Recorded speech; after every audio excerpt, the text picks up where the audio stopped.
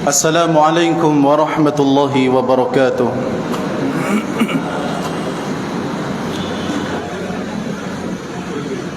Innal hamdalillah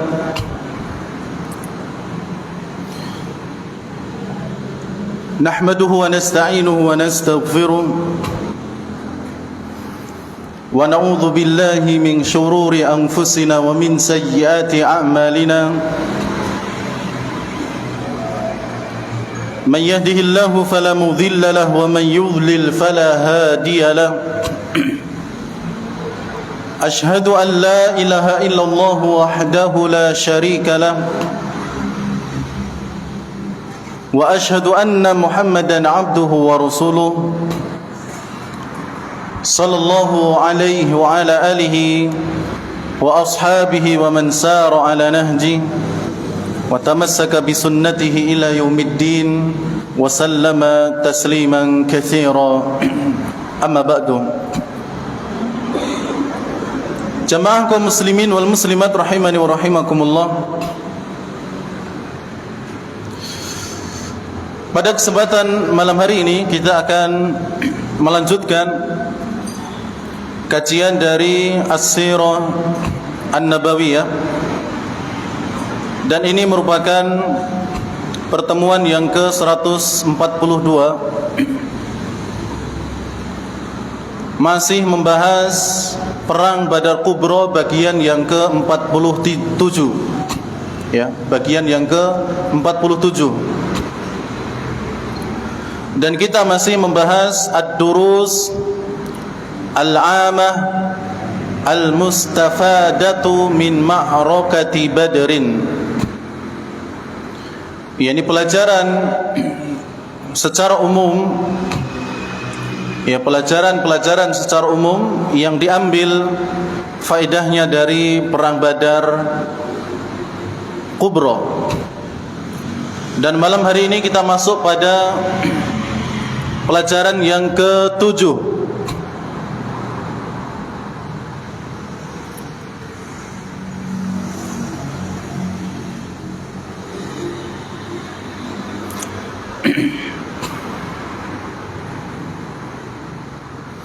yaitu anna luzuma ta'atillahi wa rasulihi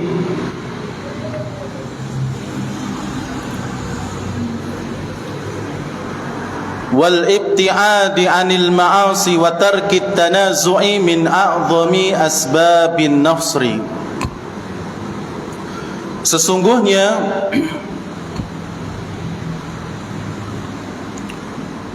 konsisten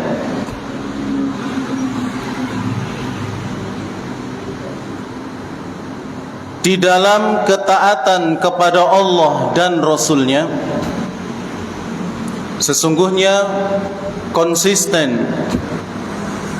di dalam ketaatan kepada Allah dan Rasulnya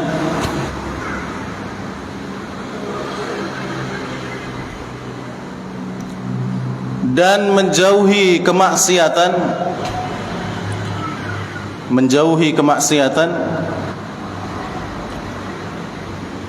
serta meninggalkan perselisihan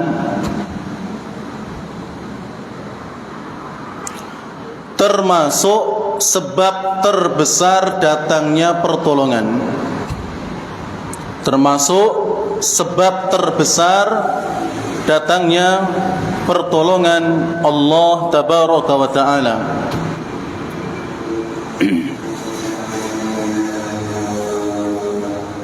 Ya, jadi konsisten dengan taat kepada Allah, taat kepada Rasulnya, menjauhi kemaksiatan dan meninggalkan tanazu', perselisihan, min a'zami asbabin nasr, termasuk sebab yang terbesar datangnya pertolongan Allah Subhanahu wa ta'ala.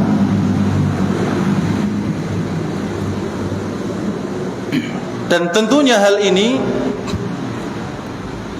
dipraktekkan oleh para sahabat radhiyallahu taala anhum di perang Badar, di mana dalam perang Badar Para sahabat radhiyallahu taala anhum, mereka patuh di bawah kepemimpinan Nabi sallallahu alaihi wasallam dan perintah beliau. Ya, apa yang diperintahkan Rasulullah mereka kerjakan, apa yang dilarang maka akan mereka tinggalkan. Dalam hal perang, Nabi sallallahu alaihi wasallam di antara taktiknya memerintahkan kepada para sahabat supaya tidak memanah secara brutal. Ya, tidak ada keperluan kemudian memanah. Atau musuh masih jauh kemudian dipanah, sedangkan secara jarak panah ini belum bisa sampai kepada musuh. Dan arahan Rasulullah adalah ketika pasukan musuh telah mendekat, maka tembaklah mereka dengan panah. Dan itu dilakukan oleh para sahabat. Sehingga para sahabat yang menggunakan panah mereka tidak sembarangan di dalam memanah saat itu. Mereka di bawah perintah Nabi sallallahu alaihi wasallam. Bahkan Nabi sallallahu alaihi wasallam dalam salah satu arahannya adalah la yuqaddimanna ahadukum ila syai'in hatta akuna ana dunah. Janganlah salah seorang di antara kalian maju ke suatu posisi sampai aku berada lebih dekat dengan musuh itu. Ya. Jadi Rasulullah SAW pengen berada di depan, kemudian baru para sahabat ada di belakang beliau. Ya. Rasulullah sudah menginstruksikan jangan sampai ada di kalangan kalian lebih maju daripada aku. Jangan maju kepada suatu tempat kecuali saya sendiri telah dekat kepada tempat itu atau lebih dekat kepada musuh. Dan itu dipatuhi oleh para sahabat. Mereka tidak memanah terlalu brutal. Mereka tidak memanah kecuali musuh telah dekat dan jangkauan panah ini juga sudah bisa sampai. Mereka juga tidak maju ke depan tanpa ada arahan Nabi sallallahu alaihi wasallam. Sehingga dengan sebab inilah kemudian datang pertolongan Allah Subhanahu wa taala.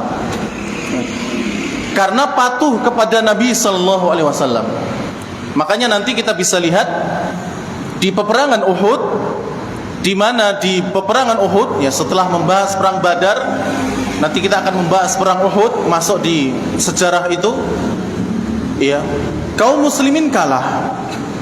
Ya, kaum muslimin kalah. Di antara sebabnya adalah para pemanah yang berada di bukit dekat Gunung Uhud, mereka tidak mematuhi perintah Nabi sallallahu alaihi wasallam. Ya, karena perintah Rasulullah, apapun yang terjadi dengan kami yang berada di bukit Uhud atau di lembah Uhud, ya. Jadi pasukan pemanah ada di bukit, namanya Bukit Rumah. Ar-Rumah, bukit para pemanah. Kemudian di situ ada lembah. Ya, kalau sekarang di situ ada kuburannya para syuhada Uhud, ada masjid Sayyidus Syuhada. Kemudian belakangnya baru Gunung Uhud. Ya, gunung yang bersendirian, makanya dikatakan Uhud. Ya, karena tidak gandeng dengan gunung-gunung yang lain. Nah, di lembah itulah yang sekarang menjadi kuburan para ya syuhada Uhud. Ada 70 ya sahabat yang dikuburkan di sana, termasuk diantaranya adalah paman Nabi SAW, yaitu Hamzah bin Abdul Muttalib radhiyallahu taalaan. Di situ perang para sahabat dengan kaum musyrikin. Ya.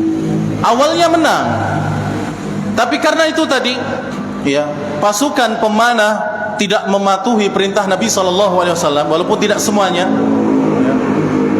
Sehingga terjadi kekalahan. Nanti secara lengkap insya Allah di perang Uhud.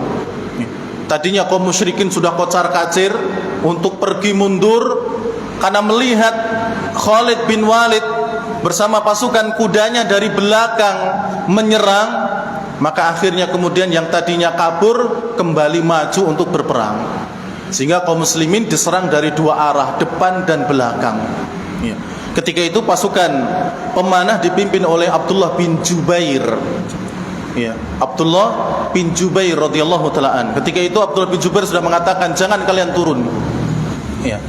Sudah biarkan mereka yang ada di bawah yang mengumpulkan ghanimah. Kalian enggak usah turun karena ini perintah Nabi SAW. Ya, perintah Rasulullah apa? Apapun yang terjadi kepada kami di bawah, jangan kalian pindah dari tempat kalian ini. Walaupun jasad-jasad kami telah diangkut dan dimakan oleh burung-burung, kalian harus tetap ada di bukit ini. Ya, tapi ada yang ngeyel beberapa, tidak patuh dengan perintah Rasulullah, akhirnya terjadi kekalahan. Tapi di perang Badar saat itu semuanya mengikuti perintah Nabi sallallahu alaihi wasallam. Bahkan tidak ada yang maju selangkah pun kecuali di situ ada arahan dari Nabi sallallahu alaihi wasallam. Oleh karena itu jamaah yang dirahmati oleh Allah tabaraka wa taala, kemudian meninggalkan kemaksiatan. Ya, kita tahu bahwa di perang Badar sempat ada cekcok antara para sahabat, antara tetap maju ke perang Badar atau pulang. Ya, sehingga terjadi ketidakadanya keharmonisan saat itu. Tapi kemudian ya mereka kembali menjadi satu lagi. Dan hal-hal yang lain. Ya, seperti Rasulullah tidak menerima bantuan orang musyrik. Demikian pula Nabi sallallahu alaihi wasallam memerintahkan supaya kalung-kalung yang ada di unta-unta mereka dipotong. Takutnya di situ ada kesyirikan juga. Ya. Meninggalkan maksiat, ya, ditinggalkan oleh Nabi dan juga para sahabat.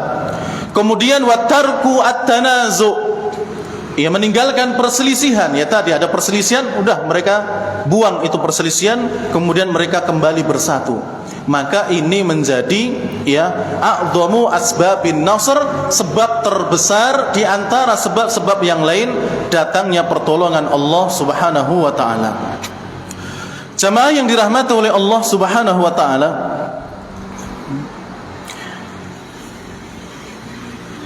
ada keutamaan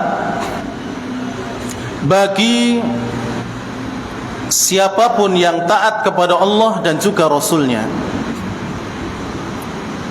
Ya, keutamaan taat kepada Allah dan Rasulnya.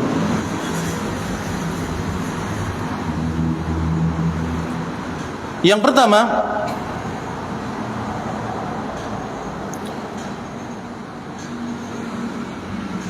mendapatkan keberuntungan di dunia dan akhirat.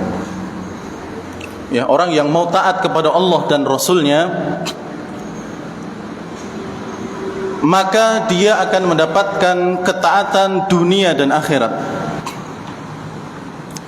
Nanti bisa dilihat dalam surat An-Nur ayat 51. Ya, surat An-Nur ayat 51. Allah berfirman, "Innama kana qaulal mu'minina idza du'u ila Allahi wa rasulihi liyahkuma bainahum ay yaqulu sami'na wa ata'na wa ulaika humul muflihun." Dan sesungguhnya jawaban orang-orang yang mukmin tatkala mereka diseru untuk ya dipanggil kepada Allah dan Rasulnya agar Rasul memberikan ya mengadili di antara mereka, mereka akan mengatakan sami'na wa ata'na. Dan kata Allah, wa ulaika humul muflihun, dan mereka itu adalah orang-orang yang beruntung, ya, beruntung dunia dan akhirat. Ya, ketika mereka dipanggil untuk ya menerima seruan Allah dan Rasulnya, ya, apa yang diputuskan Allah dan Rasulnya, mereka mengatakan sami'na wa ata'na.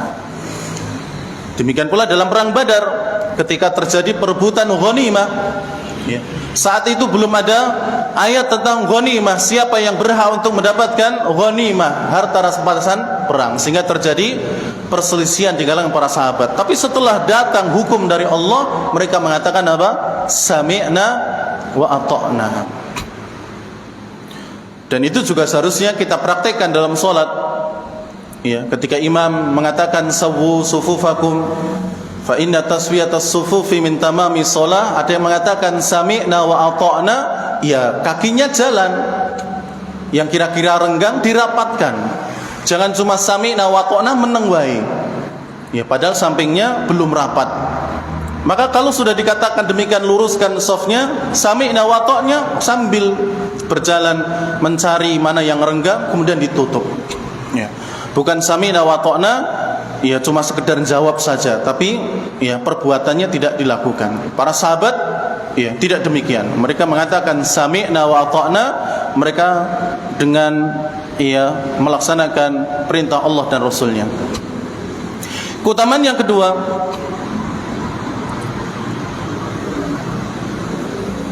mendapatkan kesuksesan, kemenangan di dunia dan akhirat.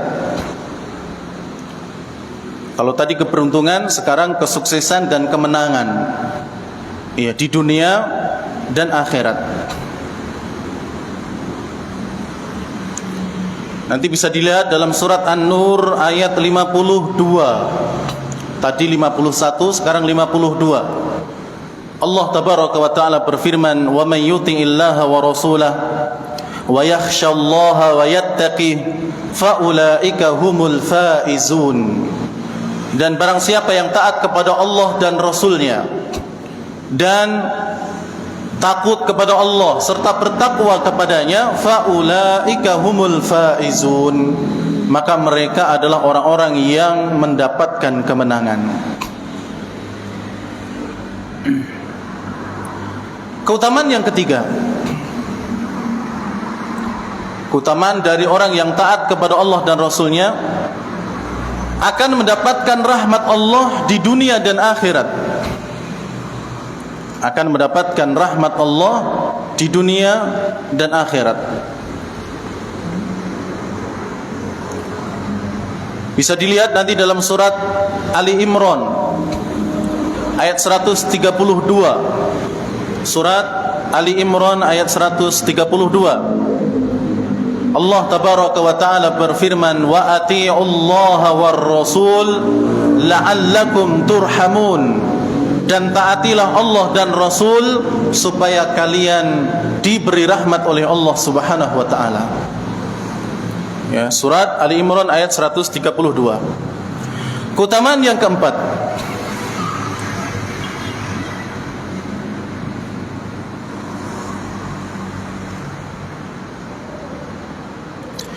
orang yang bertaat, orang yang taat kepada Allah dan Rasulnya akan berteman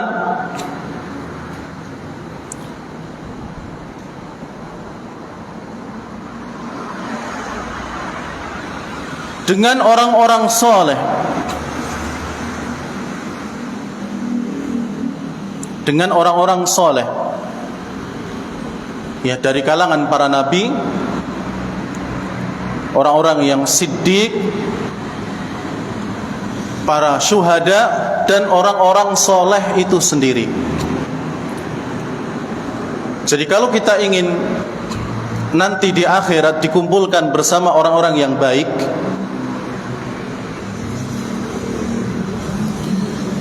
maka hendaknya kita menjadi orang-orang yang taat kepada Allah dan Rasulnya.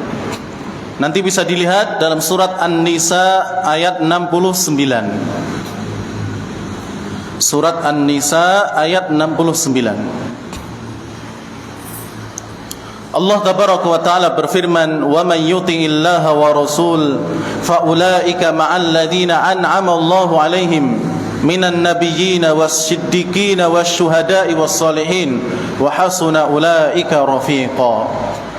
Dan barang siapa yang taat kepada Allah dan Rasulnya, maka mereka adalah orang-orang yang nantinya akan hidup bersama orang-orang yang Allah beri nikmat kepada mereka dari kalangan para nabi, as-siddiqin, ya, orang-orang yang selalu membenarkan agama ini, wasyuhada, dan orang-orang yang mati syahid, wassalihin, dan juga orang-orang yang soleh, wa hasuna ulaika rafiqa, dan mereka adalah sebaik-baik teman. Ya. Maka kalau mau mencari teman, ya sifatnya ini. Kalau tidak para nabi, maka as-siddiqun. Kalau tidak as-siddiqun, wasyuhada. Kalau tidak syuhada, baru wassalihin, orang-orang yang soleh. Ya, ini diantara keutamaan bagi orang yang mereka taat kepada Allah dan Rasulnya. Ini poin yang pertama, keutamaan orang yang taat kepada Allah dan Rasulnya. Poin yang kedua, jamaah yang dirahmati oleh Allah Tabaraka wa Ta'ala, taat kepada Allah, ya, taat kepada Allah adalah dengan taat kepada Rasulnya. Ya, taat kepada Allah adalah dengan taat kepada Rasulnya. Jadi apa yang Rasulullah sampaikan, apa yang Rasulullah larang, maka hendaknya ditaati. Ya, yang Rasulullah perintahkan dikerjakan, yang Rasulullah larang ditinggalkan. Maka orang yang demikian, maka berarti dia telah taat kepada Allah Subhanahu wa Ta'ala. Jadi kalau sudah mentaati Nabi, maka dia otomatis taat kepada Allah Subhanahu wa Ta'ala. Dalam surat An-Nisa ayat 80, Allah Subhanahu wa Ta'ala pernah berfirman, "May yuti'ir rasula faqad ata Allah." Maka barang siapa yang taat kepada Rasul, maka dia berarti telah taat kepada Allah Subhanahu wa Ta'ala. Surat An-Nisa ayat 80. Sehingga jamaah yang dirahmati oleh Allah Tabaraka wa Ta'ala, seseorang yang dia mentaati nabinya, mentaati Rasulnya, maka dia adalah orang yang taat kepada Allah Subhanahu wa Ta'ala. Ya, oleh karena itu dalam surat Al-Fat ayat 10, Allah mengatakan, "Innal ladzina yubayyi'unaka innama yubayyi'una Allah." Sesungguhnya orang-orang yang berbaiat kepadamu wahai Muhammad, ya, mereka adalah orang-orang yang berjanji setia kepada Allah. Ya, jadi sumpah setianya kepada Nabi, dan itu otomatis sumpah setia mereka kepada Allah Subhanahu wa Ta'ala. Para sahabat, ya, mereka yang membaiat Nabi sallallahu alaihi wasallam, menyatakan sumpah setianya kepada Nabi, maka mereka telah, ya, berbaiat juga mematuhi perintahnya Allah Subhanahu wa Ta'ala. Jadi banyak sekali dalil-dalil yang menunjukkan bahwasannya taat kepada Allah itu dengan cara taat kepada Nabi sallallahu alaihi wasallam. Jamaah yang dirahmati oleh Allah Subhanahu wa Ta'ala, di dalam surat An-Nisa ayat 65, ya, surat An-Nisa ayat 65,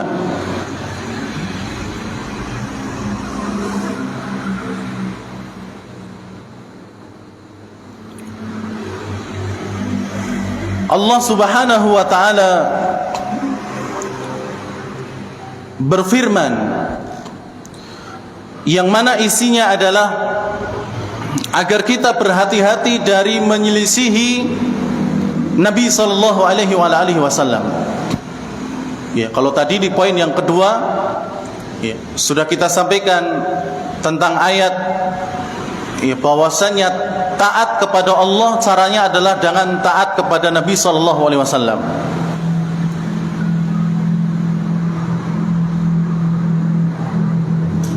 Adapun poin yang ketiga adalah larangan menyelisihi Nabi sallallahu alaihi wasallam.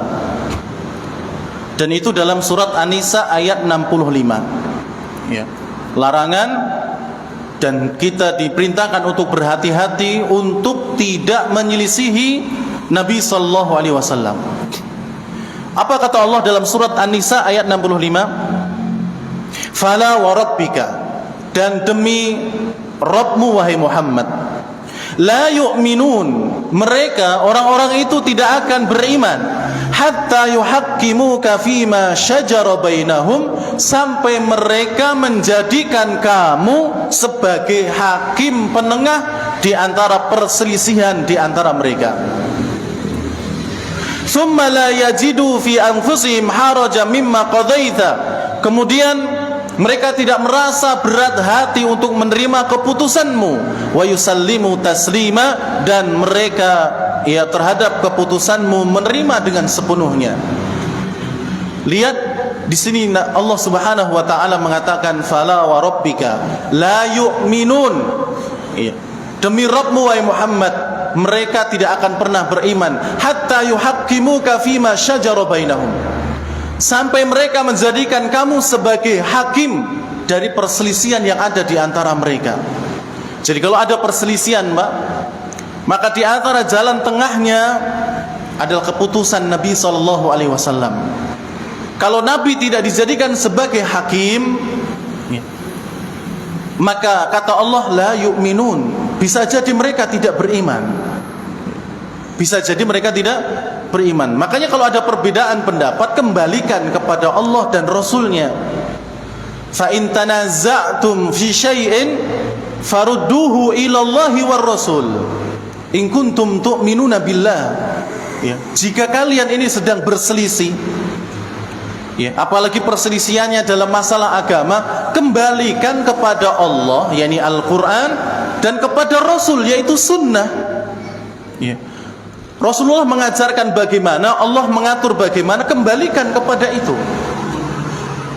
Sehingga dua perselisihan ini akan kemudian tentram kembali setelah adanya hukum dari Allah dan Rasulnya. Karena Nabi SAW adalah hakim di antara kita yang sedang terjadi perselisihan. Ayat ini jamaah yang dirahmati oleh Allah Tabaraka wa Ta'ala disebutkan terkait dengan perselisihan Az-Zubair dengan salah seorang laki-laki dari Ansor,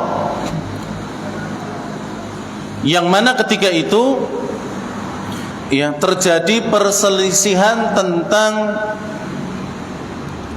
hak kepemilikan air.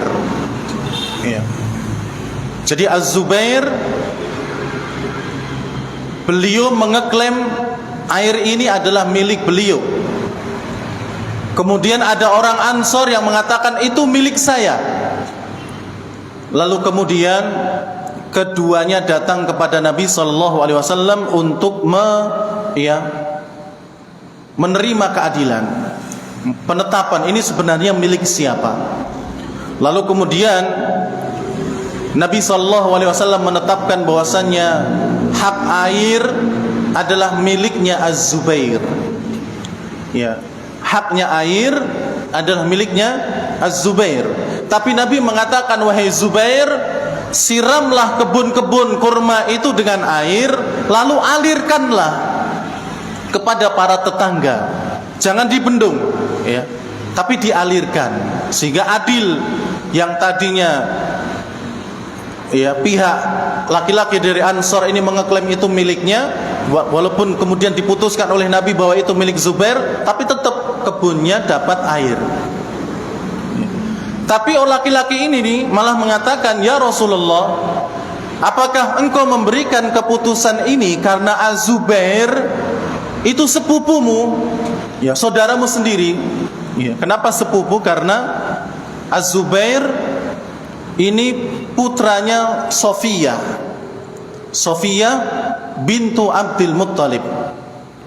Jadi Az-Zubair dengan Nabi SAW itu sama-sama cucunya Abdul Muttalib. Abdul Muttalib punya anak, salah satunya adalah Abdullah yang nantinya menjadi ayahnya Nabi Muhammad.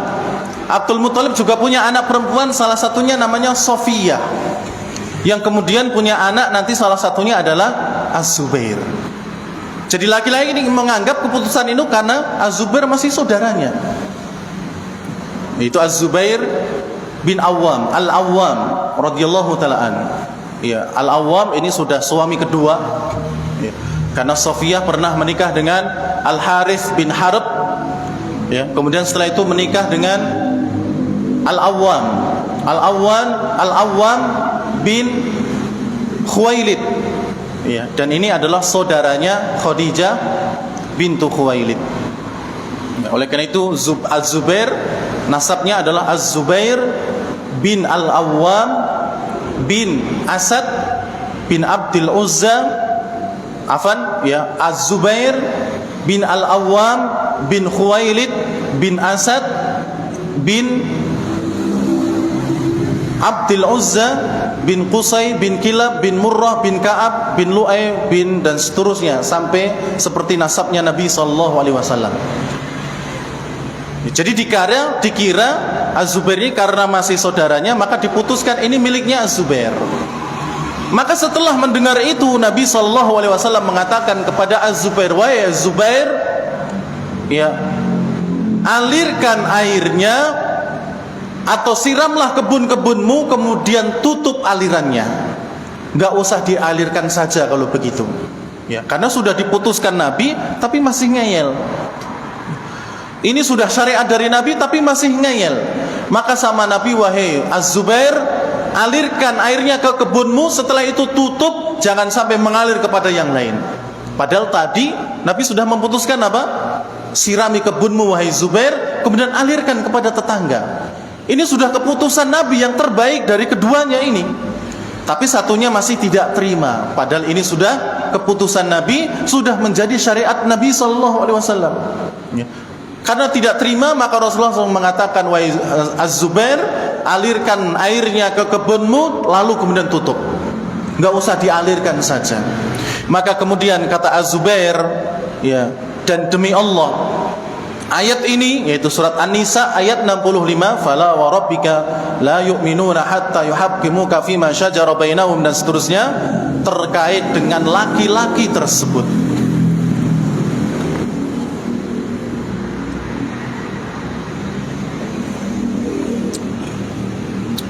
Oleh karena itu jamaah yang dirahmati oleh Allah tabaraka wa taala, lihat bagaimana ngerinya orang yang menyelisihi hukum Allah tabaraka wa taala.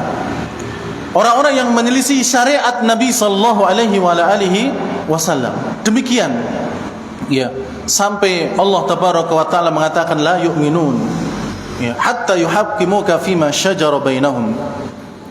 Ya, oleh karena itu orang yang tidak mau masuk ke dalam surga adalah orang yang bermaksiat kepada Nabi sallallahu alaihi wasallam. Ya, Rasulullah pernah mengatakan, "Kullu ummati yadkhulunal jannah." Seluruh umatku pasti masuk surga. Ya. Seluruh umatku pasti masuk surga. Walaupun caranya beda-beda. Ada yang cepat masuknya, ada yang lambat, bahkan ada yang mampir dulu ke neraka. Ya, mampir dulu ke neraka. Tapi bolak-balik kita katakan jangan pernah bermimpi sedetik pun masuk neraka. Ya. Maka jangan sampai berdoa, "Ya Allah, nggak apa-apa saya masuk neraka dulu, yang penting nanti masuk surga." Jangan. Ya. Doa itu jangan diucapkan. Tapi ucapkanlah seperti ucapan Al-Hasan Al-Basri rahimahullah. Ya, beliau pernah berdoa, "Ya Allah, masukkanlah aku ke dalam surga sekalipun dengan merangkak." Ya, sekalipun dengan merangkak. Al-Hasan Al-Basri rahimahullah, seorang ulama yang luar biasa, beliau sampai berdoa demikian. Tapi bukan bercita-cita masuk neraka walaupun 1 detik atau di bawahnya detik apalah, jangan sampai. Yang penting jangan merasakan neraka wis. Yang penting masuk surga sekalipun apa? Merangkak. Enggak apa-apa merangkak ya lama tapi akhirnya masuk surga mending daripada berjalan samber sama besi masuk neraka. Ya, karena berjalannya seseorang di sirat ya itu tidak mudah. Ada yang melewati sirat itu seperti kilatan petir. Ada yang seperti ya hembusan angin yang begitu cepat. Ada yang berlari begitu cepat. Ya, ada yang berjalan, ada yang berjalannya cepat, ada yang biasa, ada yang merangkak.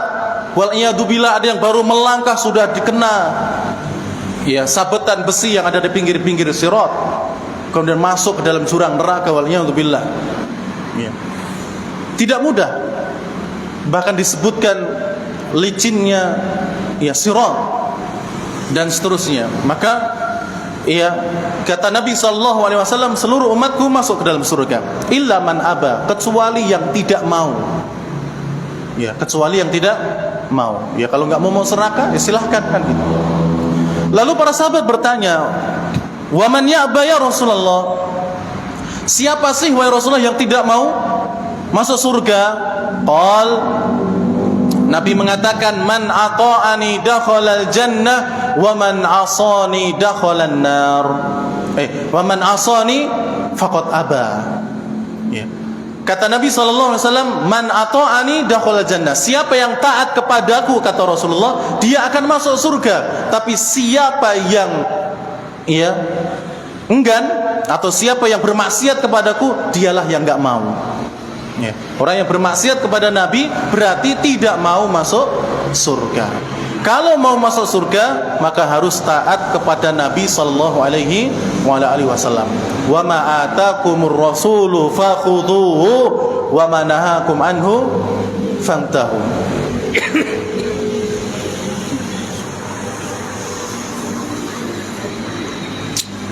Apa yang Nabi bawa, ambillah, dan apa yang Nabi larang, maka tinggalkanlah. Ya, oleh karena itu ada perkataan dari Syekh Fauzan hafizahullahu taala. Ya, beliau pernah mengatakan bahwa al-jannatu liman ata Allah walau kana 'abdan habasyian, wan naru liman asallaha walau kana syarifan qurasyian. Kata Syekh Saleh Al-Fauzan hafizahullah ta'ala, surga itu diperuntukkan untuk orang yang taat kepada Allah sekalipun dia budak Habasyi, seorang budak dari Habasyi, ya, Ethiopia. Mungkin kalau secara fisik ya keriting, ireng, cilik, keringetan kan gitu ya, keringetnya mambu mungkin. Tapi kalau dia taat kepada Allah, hak dia adalah surga. Hak dia adalah surga. Sebagaimana Ummu Aiman radhiyallahu taala anha. Ummu Aiman lahir di Habasyah. Beliau adalah pengasuh Nabi sallallahu alaihi wasallam sejak kecil sampai beliau menjadi nabi. Ya, Ummu Aiman. Maka Nabi pernah mengatakan, man sarrahu ayyatazawwaja imra'atan min ahli jannah falyatazawwaj Umma Aiman. Barang siapa yang suka dan senang menikahi seorang wanita yang nantinya akan masuk ke dalam surga, maka nikahilah Ummu Aiman. Lalu kemudian Zaid bin Al-Harithah menikahi Ummu Aiman. Lihat, Ummu Aiman dari Habasyah yang mungkin rambutnya keriting, wajahnya tidak menarik, ya. Akan tetapi apa? Akan tetapi dia mendapatkan surga karena taat kepada Nabi sallallahu alaihi wasallam. Tapi wanar liman asallah, tapi neraka diperuntukkan kepada siapa yang bermaksiat kepada Allah walau kana syarifan qurasyian. Sekalipun orang itu adalah orang yang mulia, terpandang, ya, bahkan mungkin dari Quraisy. Ya, Quraisy adalah ya kabilah yang luar biasa. Namun kalau tidak taat kepada Nabi, ya dia berhak masuk ke dalam neraka. Seperti halnya Abu Lahab, Abu Jahal, dari Quraisy, orang-orang terpandang. Tapi karena tidak taat kepada Nabi sallallahu alaihi wasallam, maka hak mereka adalah neraka, wal iyadu billah. Taib. Jamaah yang dirahmati oleh Allah tabaraka wa taala,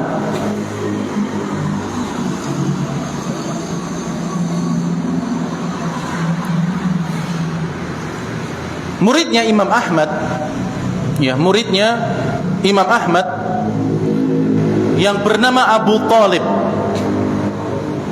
pernah bertanya kepada gurunya, wahai sang imam, ya, telah sampai kabar kepada kami adanya suatu kaum yang meninggalkan hadis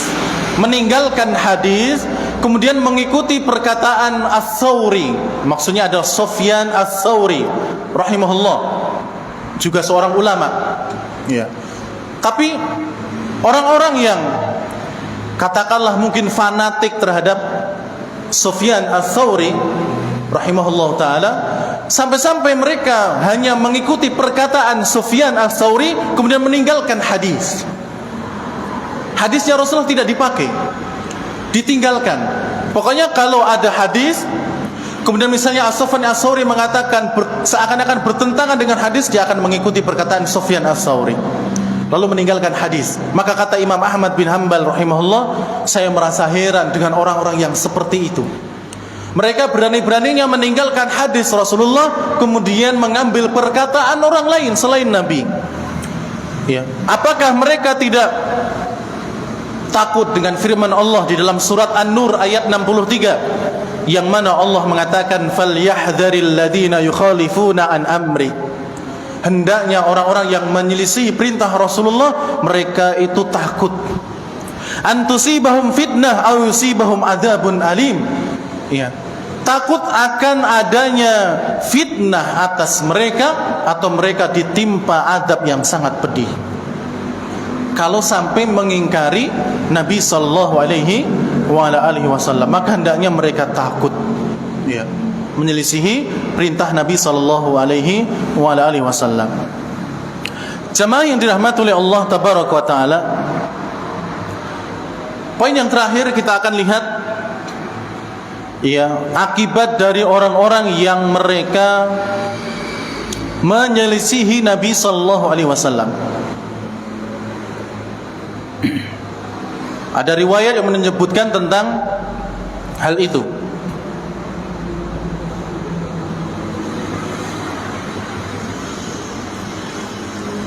Ya, di antaranya adalah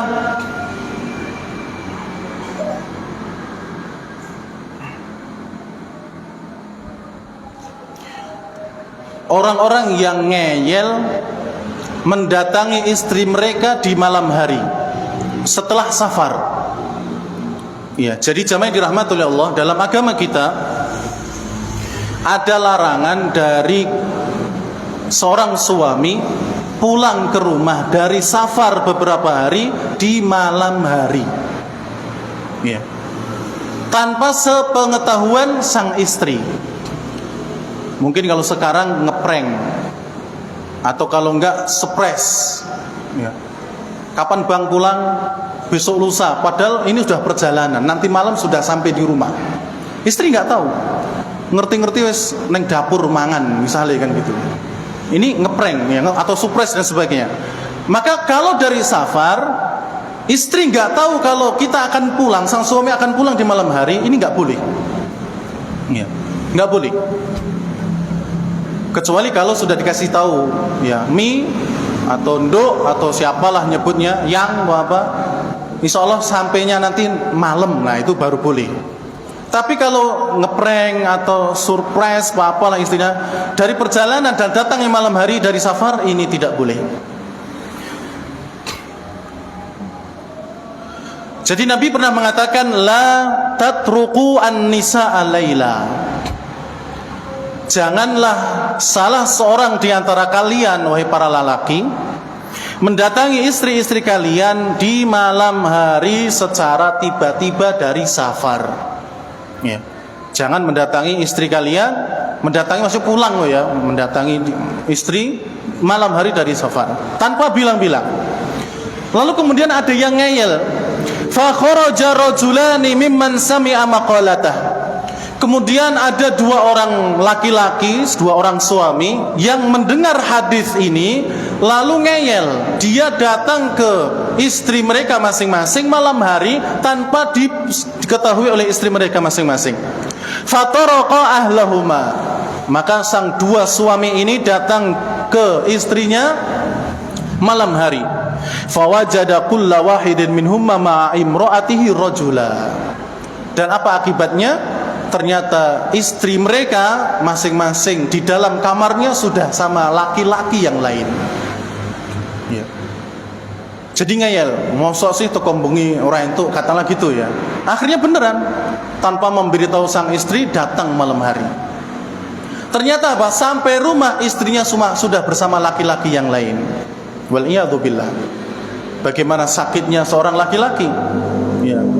Mulai seko atuh-atuh kerja pengennya supres, malah diprank karo bojone dhewe. Ya, malah sudah tidur sama laki-laki lain. Wal iyadu billah. Kalau dulu memang susah, Pak. Ya, bagaimana ngabari istrinya malam-malam bahwa datangnya nanti malam, kan nggak bisa. Makanya mereka yang patuh dengan hadis ini ya diperkirakan datang sampai rumah ya pagi hari, siang hari, sore hari. Yang penting nggak malam. Sekarang kita sudah enak. Kira-kira perjalanan nanti sampai rumah malam kasih tahu. Ya. Insya Allah abang sampai rumah malam. Nah itu sudah. Itu nggak apa-apa kalau yang tahu. Dikasih tahu terlebih dahulu. Tapi kalau untuk prank atau untuk yang lainnya, istri nggak tahu, maka ini tidak boleh. Ya, itu ada larangannya dari Nabi Sallallahu Alaihi Wasallam. Kemudian ada riwayat yang lain, seseorang yang tangannya tidak bisa diangkat untuk makan, ya tangannya tidak bisa diangkat untuk makan. Jadi orang ini, ikhwani fillah, anna rajulan akala inda Rasulillah sallallahu alaihi wasallam bishimali. Ada seseorang yang makan di samping Nabi dengan tangan kiri. Dan makan di samping Nabi itu sudah luar biasa keutamaannya. Ya. Melihat Rasulullah saja kemudian mungkin pergi, itu sudah menjadi sahabat. Bagaimana kalau sampai makan bareng? Ya. Tapi orang ini sombong. Dia makan dengan tangan kiri. Faqala, lalu Nabi berkata kepada orang tersebut, kul biyaminik.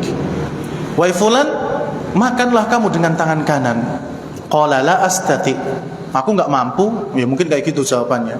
Aku enggak bisa, padahal tangan kanannya bisa untuk apa? Makan. Tapi dikatakan oleh Nabi, makan dengan tangan, aku enggak bisa. Lalu kemudian perawi mengatakan la lastata'ta. Kalau begitu kamu tidak akan bisa makan dengan tanganmu selama-lamanya. Saat itu pula tangan kanannya enggak bisa digunakan untuk makan. Ya. Ngambil makanan kemudian diangkat ke mulutnya enggak bisa. Langsung seketika itu dihukum oleh Allah Subhanahu wa taala. Ma mana'ahu illal kibr. Tidaklah orang tersebut makan dengan tangan kiri kecuali karena kesombongan. Dinasihati oleh Nabi, ya karena sombong tetap makan pakai tangan kiri. Saya nggak bisa pakai tangan kanan. Akhirnya apa? Nabi mengatakan, maka engkau pun tidak akan bisa menggunakan tangan kananmu. Dan langsung seketika itu pula tangan kanannya tidak bisa digunakan. Kemudian yang selanjutnya, jamaah yang dirahmati oleh Allah,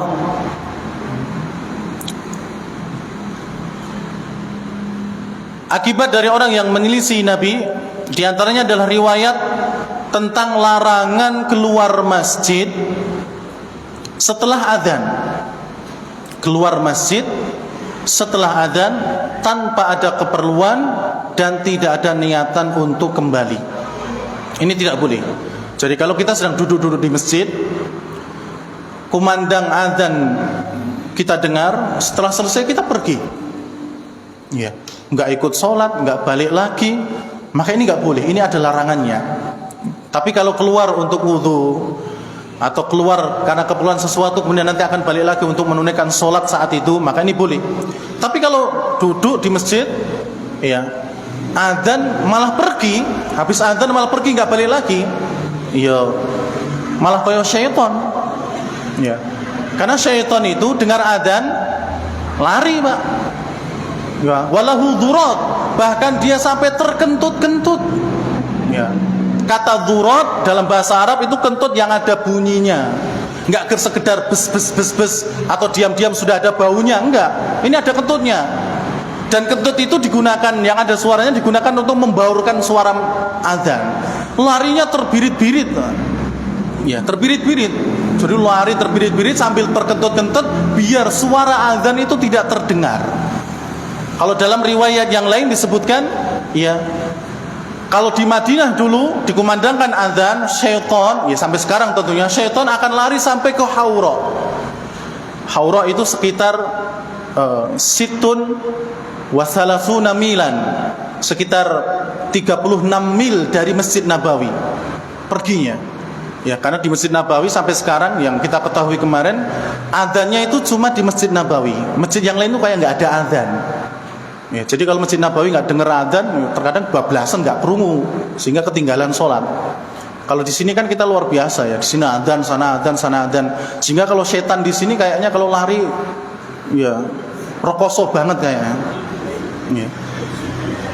Kalau di Masjid Nabawi, cuma di Masjid Nabawi larinya ke Rauha, yang penting nggak dengar apa? Suatu tempat yang nggak dengar adzan. Nah kalau di sini melayu ngetan sono adzan, ngidul yo adzan, ngulon ngalor yo adzan. Mau sorak munggah gitu. Ya, jadi orang ya hidup di sini setonnya mungkin agak keberatan itu. Ya, agak keberatan. Nih, jadi kalau nggak pengen seperti seton, krungu adzan, lari mendekat. Ya, ke masjid, adzan, apa? Salat. Bukan malah lari menjauh. Kalau seton lari menjauh. Ya, lari menjauh. Nah, nggak boleh kita di masjid krungu adzan, beradzan melayu mulai.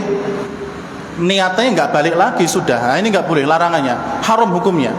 Sehingga jamaah yang dirahmati oleh Allah, diskisahkan bahwa Sa'id bin Musayyib didatangi oleh seorang laki-laki. Ya, didatangi oleh seorang laki-laki di masjid, menitipkan sesuatu karena mau berangkat haji atau umroh. Ya. Lalu saat itu dikumandangkan adzan di masjid karena ketemu dengan Sa'id ini di masjid. Dikumandangkan adzan, kemudian setelah itu pamit. Udah wahai Syekh, saya akan pergi haji atau umroh. Maka dia pergi. Maka kemudian Sa'id bin Musayyib mengatakan, jangan pergi sebelum kamu sholat terlebih dahulu, karena memang ada larangan setelah adzan di masjid tidak boleh pergi, nggak boleh keluar kecuali ada hajat. Ya, jangan pergi karena Rasulullah pernah mengatakan la yakhruju ba'dan nida'i minal masjid illa munafiq. Ya. Tidaklah orang yang keluar dari masjid setelah adzan dan gak mau kembali lagi kecuali orang munafik. Kalau tidak munafik, illa rajulan akhrajathu hajatuhu wa huwa yuridu raja'atu ilal masjid wa huwa yuridu ar-raja'ata ilal masjid. Kalau enggak orang munafik, ya karena dia keluar karena suatu hajat, kemudian nanti dia akan kembali lagi untuk mengerjakan sholat. Ini enggak apa-apa. Tapi kalau kemudian bablas lungo enggak balik lagi, padahal sudah habis, ya habis adzan dan dia juga belum sholat, maka ini bisa jadi orang itu adalah munafik. Tapi orang ini masih ngeyel. Ya, masih tetap apa? Keluar dengan alasan karena teman-teman saya sudah menunggu di Harrah, suatu tempat ya, mungkin udah janjian. Nanti kita kumpul mau umroh di sini. Ya, tempatnya, sehingga orang itu pun kemudian pergi. Dan Al-Imam ya As-Sayyid bin Al-Musayyib ini masih terus teringat-ingat tentang orang tersebut. Kok orang ini ngeyel banget ya, nggak mengetahui larangan Nabi SAW, mungkin seperti itu. Maka tiba-tiba dikhabari ya dari orang lain bahwa orang yang tadi ngeyel, dia terjatuh, terjadi kecelakaan, kemudian pahanya patah. Ya, pahanya patah. Ya, dia nggak mungkin jadi umroh dan haji lagi, nggak mungkin. Pahanya patah, mungkin baru sampai keluar dari masjid sudah terjadi kecelakaan. Ya. Maka jangan ngeyel. Yang seperti ini itu jangan kemudian dibantah. Ya. Olah paling ora apa-apa tak mlaku nggo motor rono lah rasa balik. Jangan. Nek wani yo cobanen. Ya. Setelah adzan pergi tanpa ada niatan untuk kembali. Atau riwayat yang lain. Ya, bahayanya menyelisihi Nabi sallallahu alaihi wasallam. Ya, di antaranya adalah terkait dengan membersihkan kedua tangan kita ini, kedua lengan tangan setelah tidur malam. Dan tidak boleh langsung dimasukkan ke dalam apa? Bejana. Kalau kita pakai gayung ya jangan langsung ke gayung. Iya, kalau yang pakai keran insya Allah masih boleh, keran. Ya. Yang saya ketahui di sini adalah ya air yang diciduk gitu kemudian langsung dimasukkan. Atau di ember langsung dimasukkan. Ya. Kalau caranya seperti itu, maka ambil ciduknya dibersihkan dulu, baru kemudian tangannya masuk ke dalam. Ya. Maka habis bangun tidur malam tidak boleh langsung dimasukkan ke dalam bejana. Ya. Karena kita tidak tahu tangan ini tadi malam itu kemana, itu nggak tahu. Megang sarung, megang bantal, kan nggak tahu. Apa megang yang lain? Ya. Jangan mengatakan tadi malam saya tahu nih tangan saya di atas kasur. Ya, jangan gitu. Karena ada yang mengatakan demikian kemudian kualat. Ya. Jadi Nabi SAW pernah mengatakan, idza istaiqadha ahadukum min naumi, barang siapa yang salah seorang di antara kalian bangun dari tidurnya, yakni bangun malam, fala yaqmis yadahu fil ina, jangan langsung memasukkan kedua tangannya, telapak tangannya ini ke dalam bejana, ya ember ya yang lainnya, hatta yaksilaha salatan, sampai dia mencucinya terlebih dahulu 3 kali. Fa innahu la yadri aina batat yadahu, karena dia tidak tahu di mana kedua tangannya ini tadi malam bermalam. Ya. Apa nyekel ya bakwan, nyekel piring, apa nyekel apa, kan nggak tahu tadi malam ini kemana tangan ini. Maka sebelum wudu dicuci dulu 3 kali. Maka ada ahlul bid'ah yang kemudian menyangkal hal itu dengan mengatakan, ketika mendengar hadis itu mengatakan, tadi malam saya tahu tangan saya berada di atas kasur, maka ketika malam harinya dia tidur, ya Allah mengadab dia dengan apa? Kedua tangannya ini masuk ke dalam duburnya, wal iyadu billah. Kedua tangannya masuk ke dalam duburnya, wal iyadu billah. Ya, kalau sudah kayak gitu ngapain lagi coba? Ya, masuk ke dalam duburnya. Ya ini, maka hendaknya berhati-hati. Jamaah yang dirahmati oleh Allah Tabaraka wa Taala, dan itu adalah ya siksaan ataupun ya balasan bagi mereka yang tidak mau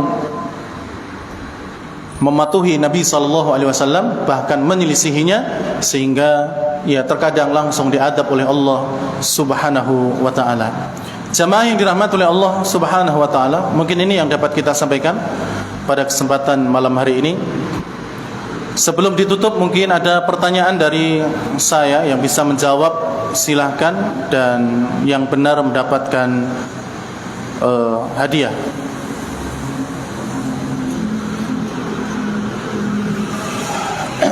Pertanyaannya yang pertama, sebutkan 3 minimalnya amalan yang disebut Rasulullah sebagai jihad di jalan Allah.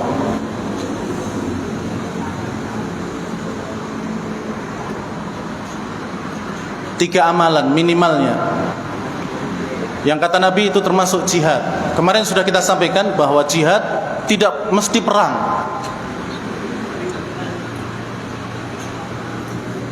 Ya, karena kita melakukan amalan pun sudah dikatakan jihad. Dan itu ada beberapa. Ada yang bisa menjawab?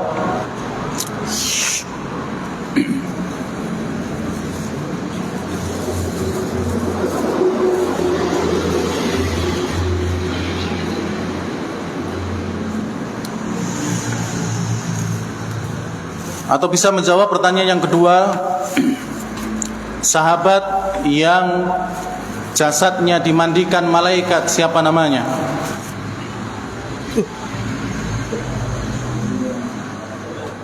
Ya, angkat tangan. Nggih, Mas. Handullah bin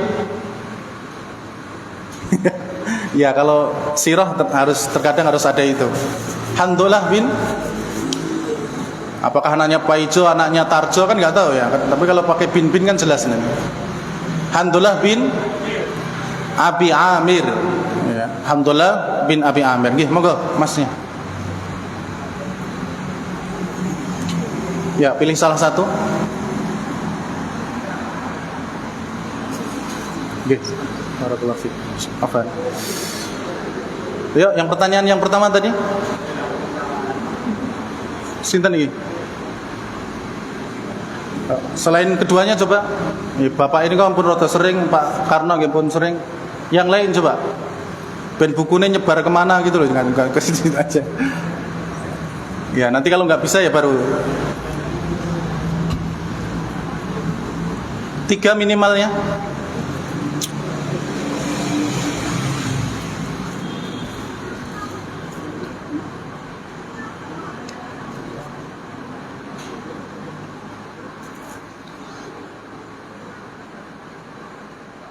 Mriko nggih, Pak Anong nggih. Monggo nggih. Nggih, monggo Pak. Ya, monggo silakan jenengan. Ya, berbakti kepada kedua orang tua. Terus kedua, menuntut ilmu. Ketiga, haji atau umrah bagi wanita. Barakallahu fiik. Ya, itu diantaranya. Ya, berbakti kepada kedua orang tua itu juga bagian dari jihad. Menuntut ilmu itu juga bagian dari jihad. Haji dan umrah bagi perempuan itu juga termasuk jihad. Diamnya wanita di rumah itu juga termasuk jihad. Dan juga belajar di Masjid Nabawi secara khusus itu juga termasuk jihad di jalan Allah dan beberapa yang lainnya. Baik, monggo, Pak.